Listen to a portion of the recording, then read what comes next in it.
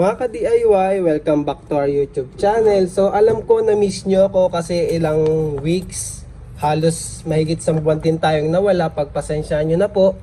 Naging busy lang po ang inyong ka-DIY sa ating mga DIY laundry shop. So baka soon gawan natin ang video yun para makita nyo paano ba mag-DIY ng isang laundry shop, mga ka-DIY.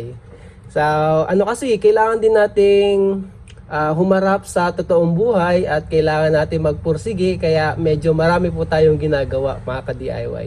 Pero wag po kayong mag-alala kasi babalik at babalik pa rin tayo sa ating hobby kung saan tayo masaya at kung saan tayo passionate. At yun nga ay ang ating mga DIY project, mga ka-DIY. So for today, naalala nyo ba si X-Star? So tropa natin yan, nireview natin yung si X-Star, pang-test natin ng lithium ion, si X-Star. Ngayon, nagpadala po sila ng latest na version nila ng kanilang tester, mga ka-DIY. So, ito ay all batteries, one solution. Bakit all batteries? Kasi pati lithium iron phosphate, finally, meron na tayong tester ng lithium iron phosphate, mga ka-DIY. Matagal natin tong hinintay. Kasi wala talaga. Kahit yung ibang brand na battery tester, wala tayong pang-test ng lithium iron phosphate. Ngayon, meron pa tong lithium ion 1.5. So, yan yung mga AA, AAA na lithium ion. Meron siya, pwede niyang i-test. Ito yung 1.2 nickel manganese hydride. So, ito yung mga normal na NMC na battery na maliliit. Tapos, yung normal natin na lithium ion, 3.6. Tapos, meron pa siya yung 3.7, yung medyo mataas yung capacity nun, mga ka-DIY. So, ito yung sa packaging niya. Tapos, meron pa siyang pinadalang additional dito na battery. So, 18650 na 4000 mAh. Susubukan natin yan kung talagang 4000 mAh yan. Ikarga natin.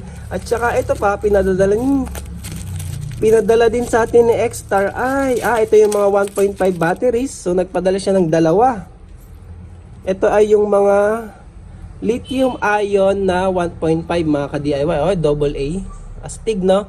Kasi hindi ka nabibili nung ever-ready na tapon lang ng tapon kada gamit pag naubos. So, ito na lang, di ba? Rechargeable pa, mga ka-DIY. Lithium ion siya, 2,500 mAh. Ay, grabe yung capacity, ha? Ang liit pero malaki. I-compare natin sa isang 18650 na 2,600, 2,700 capacity. O, di ba? Halos dikit na yung capacity nila pero yung size magkaiba. So, nag-i-improve talaga yung battery technology natin. So, buti na lang hindi tumitigil yung mga scientist at researcher natin, mga ka-DIY. O, compared nyo naman yan, mas mahaba siya ng konti, no? Itong 4,000 mAh na lithium ion, mas mahaba siya sa normal na 18650. Ayan, no? Mas mahaba ng konti lang. So, kasi naman 4,000 mAh, ito 2,700. Tapos ito, 2,500. Oh, di ba? Ang galing. Pero, side note lang natin yan, ang talagang topic natin for today ay ito. Susubukan natin itong ating lithium iron phosphate. Ito talaga yung gusto ko eh. Kasi yan talaga ang hinahanap ko dati pa, mga ka-DIY. Ngayon sa package, ito pala ayan, may kasama na siyang adapter down na 20 watts power delivery. 12 volts, ayan. Tapos, ayan na yung mga battery size. Halos lahat naman ng cylindrical kasya sa kanya. Pati yung 32700 nga.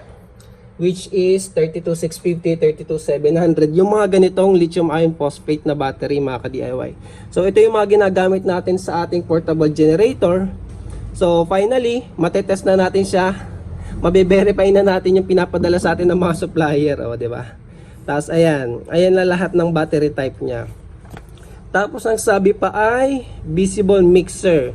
So pwedeng iba-ibang type yung ilagay mo sabay-sabay, mga ka-DIY. So subukan natin yan. Buksan natin.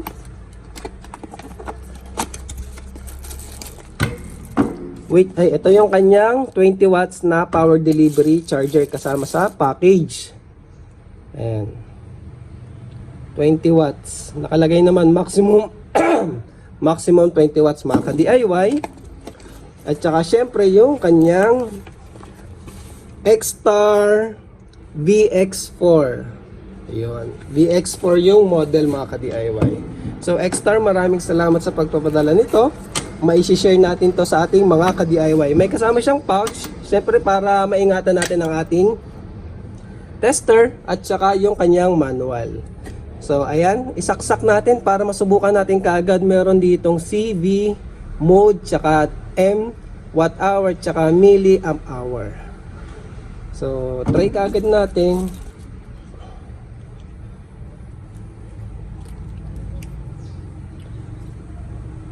Type C pala siya, no? Modern na, high-tech na. So legit na legit to.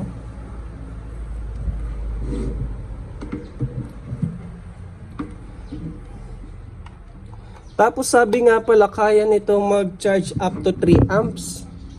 So ayan, nag-on na siya.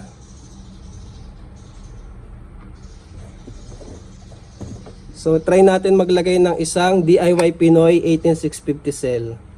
So ito nga pala mga ka-DIY, baka may mga nagtatanong, nakalagay kasi sa manufacturer 2000 mAh, pero yung actual nito is nasa 18,000 mAh lang talaga, kasi mura lang talaga to eh. Kaya pagpasensyahan nyo na kasi yung labeling nung supplier natin, kaya yung presyo niya mura lang din eh. Pero ipapa-update na lang natin yan, babaguhin natin. So try natin kung mababago yung, ayan, nababago yung battery type. Kita nyo na, pag nilong press, mababago natin yung battery type. Ayan, oh, magiging lithium iron phosphate o kaya lithium ion. So long press yun ng C at saka V. Eh since lithium ion tayo, ayan, naka lithium ion tayo. Tapos try natin na short press lang. Ayan, pwede yung i-select yung maximum charge current. So ngayon naka 3 amps, oh. Fast charging tayo niyan. So kapag pindutin mo ng isa pa, ayun, pwedeng 2 amps, pwedeng 1 amp, pwedeng 500 milliamps. So try natin ng,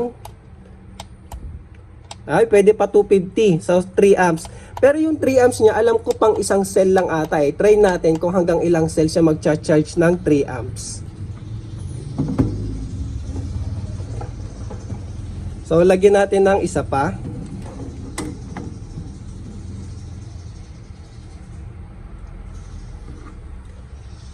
So ayun, nakita nyo, bumaba yung current kasi syempre hahatiin niya, magiging tig, ayan, tingnan natin kung ilan. So yung 3 amps kasi maximum yun, pero sa isang cell lang mga ka-DIY. So ayun, 3 amps pa rin naman. 1 amp lang dun sa isa. So lagyan pa natin kung ilan na yung magiging maximum charging current, kasi syempre yung supply niya hahatiin niya lang din sa mga cells mga ka-DIY. Pero kung nagmamadali ka o di isa lang, full charge agad yun, saglit lang. So ayan, naghati-hati siya. So kapag 3 cell, maximum 1 amp na lang yung charging current niya. At kapag ginawa naman nating 4 cells, ilan na lang yung maximum current natin for charging. So ayun na, charging yan, charge lang, walang testing to kasi charge lang. Kapag itetest nyo, dapat grad nung nakalabas dyan, grading. So tingnan natin yung maximum current kapag 4.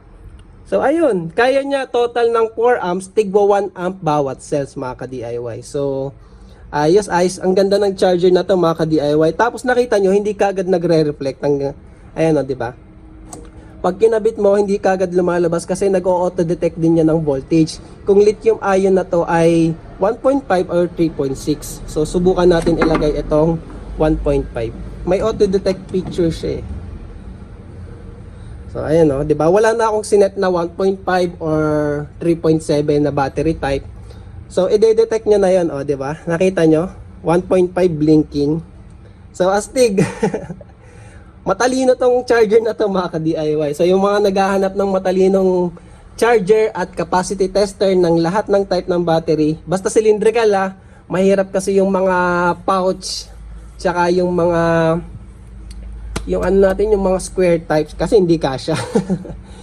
Pero ayun, ngayon try naman natin kung madidetect niya yung, asan na yung malaki natin na ito, yung ating, yan, ating lithium iron phosphate. Ay hindi, ito pala ay lithium ion din. So madidetect niya lang din yung 3.6. Saan ba yung lithium iron phosphate? Ito, meron ako ditong Alam ko lithium iron phosphate to kasi 3.2 volts eh. Ayun o, nakalagay 3.2. So ito ay matagal nang nakatambak sa akin eh. Previous lang kasi to eh.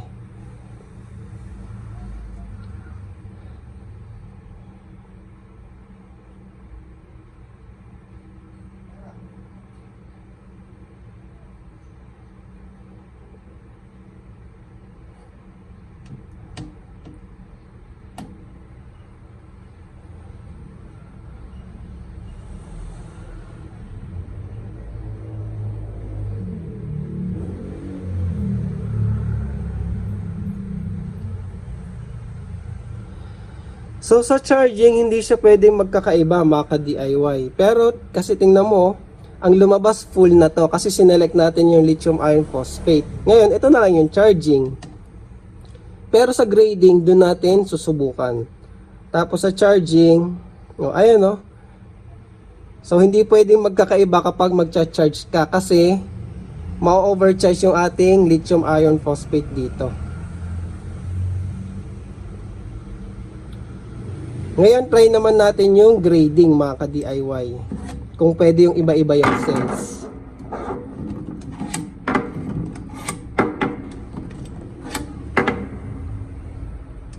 Para baguhin, check nyo lang yung mode. Ayan. Tapos try natin maglagay ng ito. Ito used na kasi to, kaya gusto kong i-test yung actual capacity niya. So ilagay natin dito sa dulo. Tapos lagay natin lithium iron phosphate. So, tingnan natin. Ayan, magcha-charge muna siya and then later, i-discharge niya yan mga ka-DIY. Ayan, charging na. Tapos ito ilagay din natin kasi ito ay used na rin to eh. Gusto ko lang malaman kung ilan na lang yung natitirang capacity niya.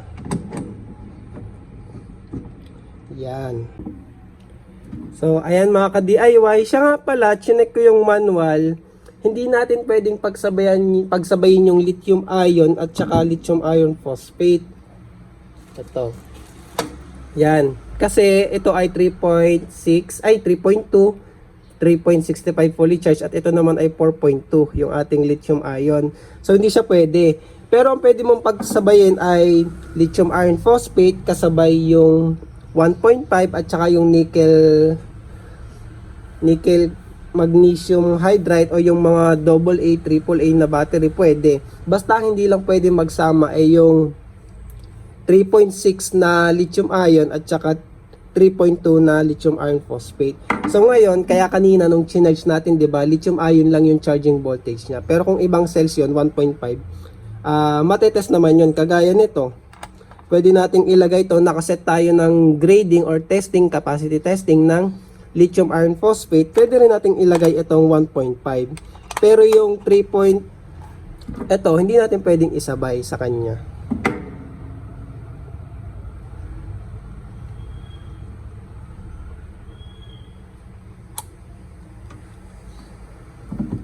So, ito, ma-auto-detect naman to eh. Ayun no, 1.5 volts. Pero ito, yung lithium ion, hindi pwede mga ka-DIY kasi hindi niya to ma-auto-detect. Ito kasi na-auto-detect niya yun 1.5. So, pwede nyo pagsabayin, lithium iron phosphate, lithium ion 1.5, tsaka yung iba pang battery type. Hindi nyo lang pwede isabay si lithium ion.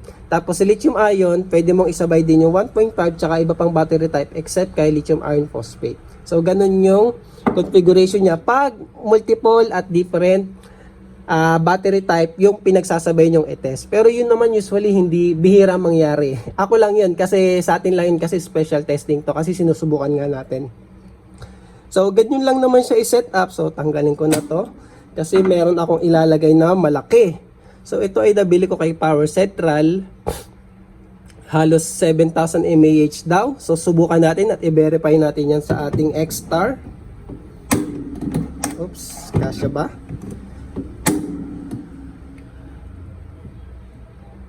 Kasya no? Ano yan ha? Bolted yan mga ka-DIY. Merong nut. Pero kasya pa din. Kasyang kasya. Tapos ayun. Charging naman siya. And then pag napuno yan, magdi-discharge na yan. Para matest natin yung actual capacity. So ilagay ko pa yung isa kong ito, ayan. Lithium iron phosphate din. So yan. O kaya pwede rin ito, isabay natin yung lithium ion na 1.5 para magkakaiba yung battery nakasalpak. So ayan, di ba?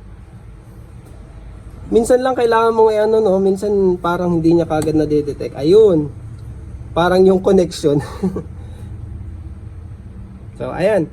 Later balikan natin 'tong mga ka-DIY para makita natin yung actual capacity. So ito talagang tatlo yung inaabangan ko kasi lithium iron phosphate, o di ba? Astig, balikan natin maya-maya mga ka-DIY.